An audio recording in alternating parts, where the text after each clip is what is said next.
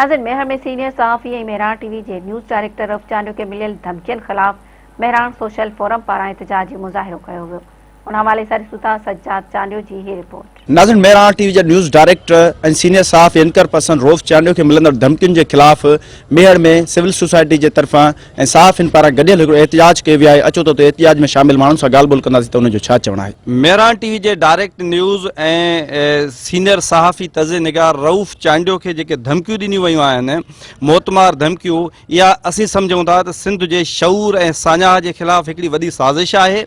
ऐं रऊफ़ चांडियो हैदराबाद जहिड़े शहर में फ्री ऑफ कास्ट गरीब शागिर्दनि खे तइलीम ॾियण लाइ स्कूल थो हलाए। उन स्कूल मां लखे रुपयनि जी मालियत जी चोरी कई वई आहे। जेॾी महिल उहा FIR दाख़िल कराइण लाइ पुलिस लाइ कंप्लेन खणी थो वञे त मुख़्तलिफ़ माण्हू आहिनि जेके उनखे धमकियूं पिया ॾियनि त तोखे असीं क़तल कंदासीं या ॿिए क़िस्म जी। असीं सम्झूं था त हीअ सिंध जे सहाफ़ियुनि जे ख़िलाफ़ वॾी साज़िश आहे।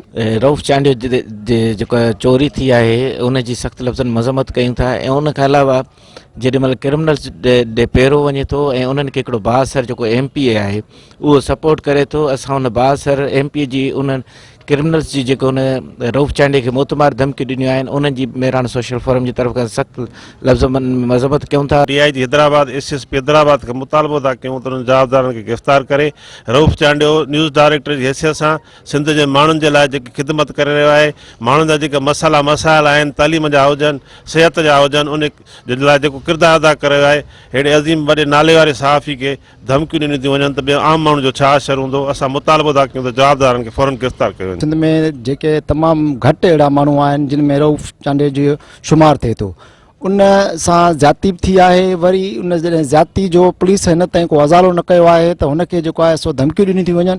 असीं सम्झूं था त हुनखे उहे धमकियूं सिर्फ़ु इन वाक़े जे करे न आहिनि पर सिंध जे शऊर खे दॿाइण जी हिकिड़ी नाकाम कोशिशि आहे। मेहरान टीवी जे डायरेक्टर रऊफ़ चांडियो खे जेकी चोरी थी आहे असीं उनजी मज़म्मत था कयूं। उन सां गॾोगॾु उनखे जेकी धमकियूं मिलियूं आहिनि ऐं उनजी मज़म्मत था कयूं।